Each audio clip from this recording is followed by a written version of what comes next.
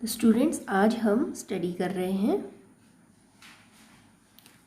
Chapter solid states के कुछ numericals. क्योंकि थ्योरेटिकल क्वेश्चंस मैं चैप्टर में कवर करती चली हूँ, इसलिए यहाँ पर हम न्यूमेरिकल्स ले रहे हैं। अगर थ्योरेटिकल क्वेश्चंस में कोई प्रॉब्लम हो तो आप लोग कमेंट्स में पूछ लीजिए, मैं बता दूँगी। तो क्वेश्चन नंबर 1.8 कहता है, how many lattice points are there in one unit cell of the following lattices. First है इसमें फेस सेंटर्ड क्यूबिक। आपको मैंने बताया था फेस सेंटर्ड क्यूबिक क्या होते हैं, जिनमें कॉर्नर्स पर तो एटम्स होते हैं, उसके अलावा फेसेस पर भी आधा आधा एटम होता है। कॉर्नर्स पर कितना पार्ट होता है, 1/8 पार्ट होता है, ठीक है। और फेसेस पर हाफ हाफ पार्ट होता है। तो 8 तो हो गए कॉर्नर्स, 8 कॉर्नर्स, हर कॉर्नर पर कितना हो गया, 1/8 पार्ट। तो 8 कॉर्नर पर कितने एटम्स हो जाएंगे इन ऑल, 8 कॉर्नर्स पर 1 एटम हो जाएगा। फेसेस पर, हर फेस पर हाफ हाफ एटम है। 6 फेसेस में कितने एटम्स हो जाएंगे इन ऑल, 3 एटम्स हो जाएंगे। 6 फेसेस को हाफ से मल्टीप्लाई करने पर कितना निकलता है, 3। तो इन ऑल 3 + 1 4 एटम्स हो जाते हैं एक एफसीसी यूनिट सेल में। और लैटिस पॉइंट्स कितने रहेंगे, देखिए जितने जगहों पर एटम के पाए जाने की पॉसिबिलिटी है वो सारे लैटिस पॉइंट्स। तो कितने जगहों पर एटम्स के पाए जाने की पॉसिबिलिटी है, यहाँ पे 8 कॉर्नर्स और 6 फेसेस, यानी कि in all 14 lattice points. Second option है आपका face centred tetragonal. Face centred tetragonal क्या होते हैं, फेस सेंटर्ड क्यूबिक की ही तरह के ये भी होंगे, लेकिन जैसे फेस सेंटर्ड क्यूबिक में तीनों डायमेंशन सेम होती हैं, फेस सेंटर्ड टेट्रागोनल में कोई एक डायमेंशन जो है बाकी की 2 डायमेंशंस के इक्वल नहीं होगी। इन FCC A = B = C and angle alpha = angle beta = angle gamma. So this is side A, side B and side C, angle alpha, angle beta and angle gamma. So in FCC all the 3 sides and all the 3 angles are equal. Angle alpha = angle beta = angle gamma. And in FCT side A is equal to side B, but side A and B are not equal to side C, and all the angles are equal. Angle alpha = angle beta = angle gamma. In FCT the lattice points will be like FCC, means lattice point, number of lattice point will be 14 here also. Number of lattice points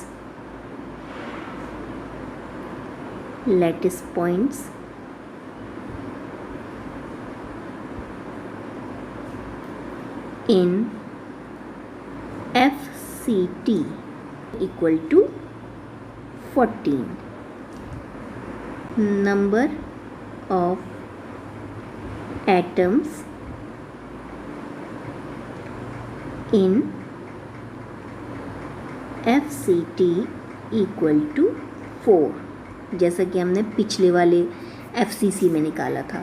उसके बाद third है body centred. Now the third one is body centered cell. Number of lattice points in BCC = 9. And number of atom आपको पता ही है BCC में, number of atoms = 1/8 × 8 corners, her corner पे 1/8 part होता है एटम का, इसलिए 1/8 पार्ट को हमने 8 कॉर्नर्स से मल्टीप्लाई किया है, प्लस 1 एटम जो कि बीच का है। 8 से 8 कैंसिल, रह गया 1, 1 + 1 = 2 atoms. Now the next question is silver crystallizes in FCC lattice if edge length of the cell is 4.7 into 10 to the power -8 centimeter and density is 10.5 gram per centimeter cube. Calculate the atomic mass of silver. A = 4.07 into 10 to the power -8 centimetre है और D = 10.5 ग्राम per centimetre है। FCC lattice है तो Z की value कितनी हो जाएगी? Z = 4। Atomic mass find out करने के लिए हमें कौन सा फॉर्मूला लगाना होगा? D = Zm divided by A³ Na। ठीक है, Na क्या है? एवोगैड्रो नंबर, और A³ volume of FCC lattice और FCC यूनिट सेल, जिसकी एज है 4.07 into 10 to the power -8 centimetre. तो अब हम सीधे सीधे A³ कैलकुलेट कर लेते हैं। A³ आ जाएगा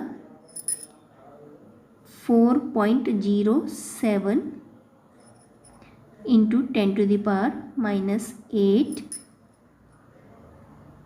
का क्यूब, और Na यानी कि एवोगैड्रो नंबर, ये हमको पता है कितना होता है, 6.022 into 10 to the power 23 पर मोल या मोल इनवर्स। तो molar mass M = D A³ Na divided by Z। तो इन सब की वैल्यूज़ लिख लेते हैं और इससे हमको मोलर मास पता लग जाएगा। जितना मोलर मास होता है उतना ही एटॉमिक मास भी होता है, लेकिन यूनिट में फ़र्क आ जाता है, क्योंकि मोलर मास 1 मोल एटम्स के लिए है, जबकि एटॉमिक मास 1 एटम के लिए है। तो इसे यूनिट या यू से रिप्रेजेंट करते हैं। तो सिंपली हम पहले मोलर मास निकाल लें। तो इक्वल टू, इसे सॉल्व करके आ जाता है 10.5 into 4.07 into 4.07 into 4.07 into 6.022 into 10 to the power -8 का क्यूब, यानी कि 10 to the power -24, और यहाँ पे 10 to the power +23 है। तो बचा कितना? 10 to the power -1 divided by 4 equal to 4262.979 into 10 to the power -1 divided by 4 equal to 1065.7447 into 10 to the power -1, जो कि सॉल्व करके आता है 106.58। एज लेंथ है सेंटीमीटर में और ये डेंसिटी है ग्राम पर सेंटीमीटर क्यूब में।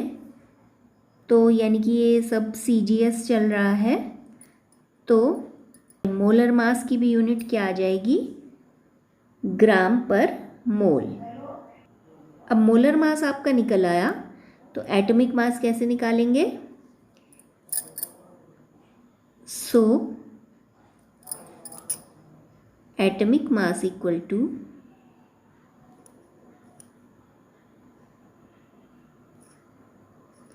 106.58 unit U. Now 12th question is, a cubic solid is made of two elements P and Q. Atoms of Q are at the corners of the cube and P at the body center. What is the formula of the compound and what are the coordination numbers of P and Q? Number of atoms in each corner.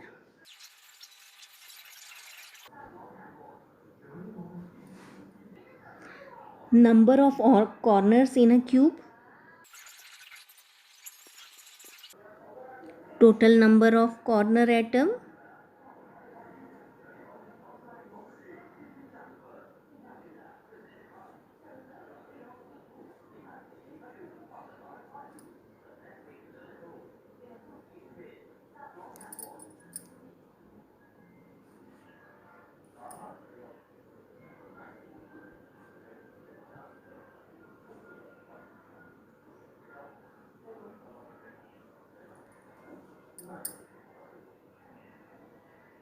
One by 8 into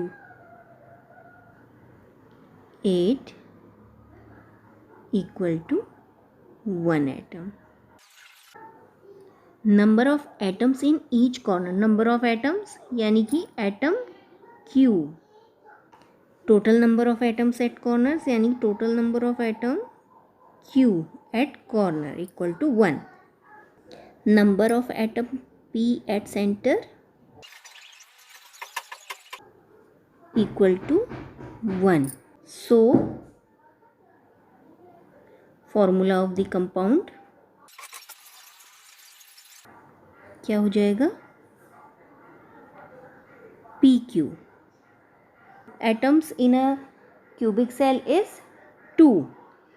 तो ये cell कौन सा है, BCC.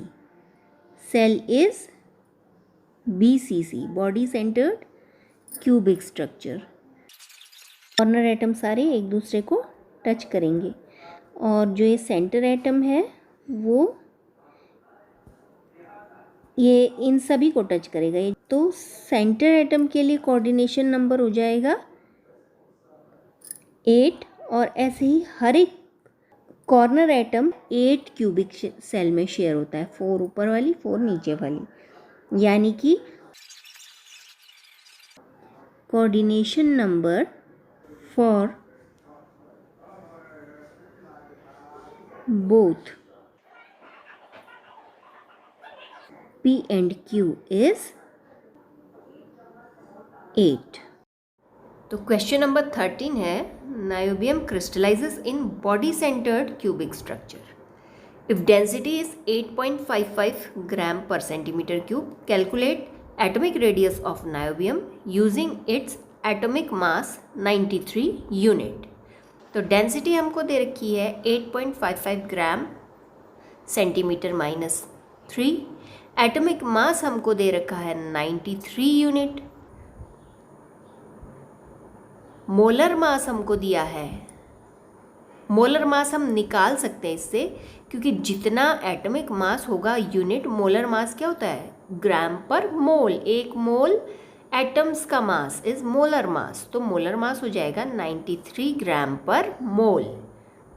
अब BC से structure है तो Z क्या हो जाएगा 2 और Na यानी कि एवोगैड्रो नंबर हमको पता है होता है 6.022 इंटू 10 to the power 23. तो हम फॉर्मूला कौन सा लगा देंगे, D equal to ZM by A cube into NA. इससे हम क्या निकाल लेंगे, A क्यूब फाइंड आउट कर लेंगे. A cube equal to ZM divided by D n।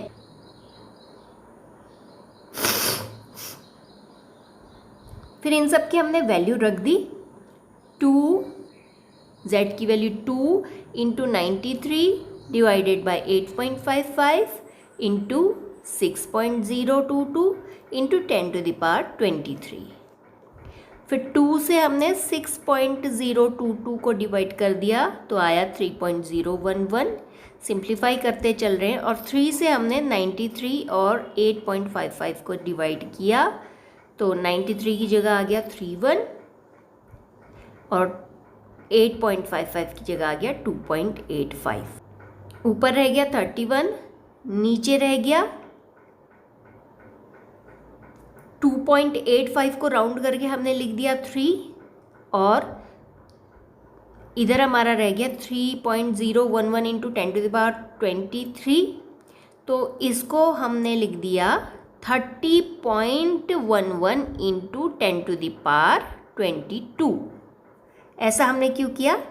Estimated calculation करने के लिए। एग्ज़ाम में एस्टिमेटेड कैलकुलेशन अक्सर इंक्रीज्ड स्पीड के लिए ज़रूरत पड़ती है इसकी। तो अब ये 30.11 हो गया और यहाँ पर हमारा ये 31 है। तो डिवाइड करेंगे तो अप्रॉक्सीमेटली 1 बार जाएगा। ठीक है, तो अब बचा रह गया 1/3 इंटू 10⁻22। ये 22 को हम ऊपर ले गए तो हो गया -22। अब 1/3 को हम कैलकुलेट करेंगे तो 0.3333 आता रहेगा इंटू 10⁻22। 0.33 को हमने लिख दिया 3.3, तो इधर हो जाएगा 3.3। डेसिमल को 1 प्लेस खिसकाएंगे तो 10⁻1 से मल्टीप्लाई करना पड़ेगा तो टोटल हो जाएगा 10⁻23। और ये क्या आएगा हमारा? ये a³ हमारा फाइंड आउट हो गया। अब इसके बाद हम a निकालना है तो a निकालने के लिए हम a³ का क्यूब रूट कर देंगे। क्यूब रूट ऑफ a³ यानी कि 3.3 इंटू 10⁻23 का क्यूब रूट। अब क्यूब रूट को इजीली निकालने के लिए हमने अब देखो 10⁻23 का क्यूब रूट क्या मिलेगा? 10⁻24 का क्यूब रूट तो मिल सकता है। पावर में क्या होता है, जुड़ जाती है ना पावर। 8 + 8 + 8 = 24। तो 10⁻24 का क्यूब रूट क्या हो जाएगा? 10⁻8 सेंटीमीटर। तो इसलिए 10⁻24 बनाने के लिए हमने इधर 3.3 को लिख दिया 33। अब 10⁻24 का क्यूब रूट आ गया 10⁻8 और 33 का क्यूब रूट आ जाएगा समथिंग 3 और 4 के बीच में, लेकिन 3 के नज़दीक रहेगा। 3 3 जा 9, 9 3 जा 27 और 4 4 जा 16, 16 4 जा 64। तो 64 33 से बहुत दूर है, जबकि 27 33 के नज़दीक है। इसलिए हम इसका क्यूब रूट ले लेते हैं 3 पॉइंट समथिंग, हमने ले लिया 3। ठीक, तो a हमारी फाइंड आउट हो गई। अब हमने रिलेशन लगाया BCC के लिए r = √3/4a। तो हमने a की वैल्यू रख दी 3 इंटू 10⁻8 और सॉल्व करके आ गया। √3 की वैल्यू हो गई 1.732 डिवाइडेड बाई 4 इंटू, अब बचा 3 इंटू 10⁻8। तो ऊपर की डिजिट्स को मल्टीप्लाई करके हमारा आ गया 5.196 डिवाइडेड बाई 4 इंटू 10⁻8। तो डिवाइड करके हमारा जो रेडियस आई, आंसर जो आया वो है r = 1.299 इंटू 10⁻8। अब ये तो आया सेंटीमीटर में। अगर हम इसको नैनोमीटर में बदलना चाहें तो 1 नैनोमीटर = 10⁻9 सेंटीमीटर। तो अगर नैनोमीटर में बदलना है तो हमको 10⁻8 को 10⁻9 में कन्वर्ट करना होगा। तो हमारा 1.299 12.99 में कन्वर्ट हो जाएगा। तो नेक्स्ट लाइन में हमारा नैनोमीटर में आंसर आ गया 12.99 नैनोमीटर। अब बुक का आंसर और ये वाले आंसर में थोड़ा सा डिफरेंस होगा, क्योंकि हमने एस्टिमेटेड कैलकुलेशंस की हैं। Question number 14, radius of octahedral void is small R. Octahedral void is this. It is shown in figure and its radius is given by letter small r, and radius of the atoms of enclosed packing is capital R. Radius of the atoms in closed packing is capital R. It is displayed here. Derive the relation between small r and capital R. Triangle OPQ में जो side PQ बन रही है वो है capital R plus small r. इसी तरह से साइड OQ जो है वो भी capital R plus small r, और साइड PQ जो है वो capital R plus capital R यानी 2r के बराबर है. तो हम पाइथागोरस थ्योरम लगाकर स्मॉल r और कैपिटल R में रिलेशन निकालेंगे. In triangle OPQ, angle POQ equal to 90 degree means triangle OPQ is a right angled triangle by Pythagoras. PQ square equal to PO square plus QO square, यानी कि 2r equal to r plus r का square plus r plus r का square, 2r का square. तो ये हो जाएगा 4r square equal to 2r plus r का स्क्वायर. तो इस 2 को अगर हम यहाँ ले जाएंगे तो इस 2 से ये 4 डिवाइड होकर के रह जाएगा 2. नेक्स्ट लाइन बनेगी 2r square equal to r plus r का होल स्क्वायर. अब अंडर रूट ले लीजिए दोनों तरफ का. √2r equal to r plus r. Small r और कैपिटल r में रिलेशन निकालना है. कैपिटल R को इस तरफ ले जाएंगे. Small r equal to √2r minus r. r common ले सकते हैं राइट हैंड साइड में, तो ये हो जाएगा r equal to r √2 minus 1. √2 की वैल्यू रख दीजिए नेक्स्ट लाइन में.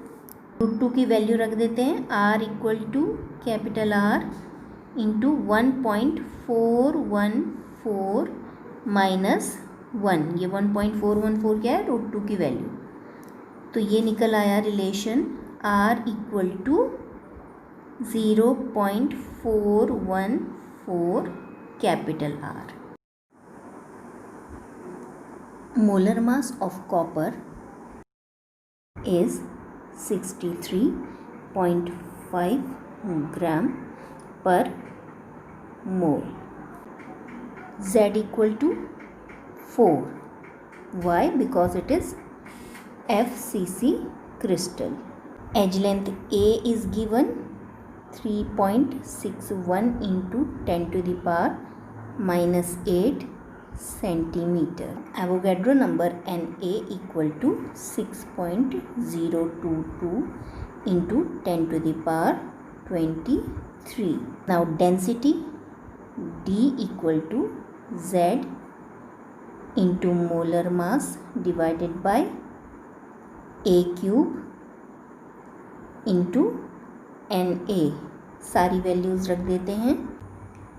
z equal to 4 into m equal to 63.5 divided by 3.61 into 10 to the power minus 8 का cube a cube into 6.022 into 10 to the power 23। 4 into 63.5 equal to 254 divided by 3.61 into 3.61 into 3.61 into 6.022 equal to 283.310। 10 to the power 8 10 to the power minus 8 का cube भी है, तो ये हो जाएगा 8 to जा 16, 8 3 जा 24, 10 टू द पावर माइनस 24, और इधर 10 टू द पावर प्लस 23 है, तो ये हो जाएगा in all 10 to the power minus 1 into 10 to the power minus 1। अब 254 divided by 283.310 0.8965 into 10 to the power minus 1 ऊपर जाके हो जाएगा 10 to the power plus 1 equal to 8.965 gram per centimetre cube density. तो हमको दी है डेंसिटी, क्वेश्चन में गिवन डेंसिटी इज, पूछा है कि क्या दोनों एग्रीमेंट में हैं एक दूसरे से, तो यस दोनों का आंसर लगभग सेम है, तो बोथ आर इन एग्रीमेंट।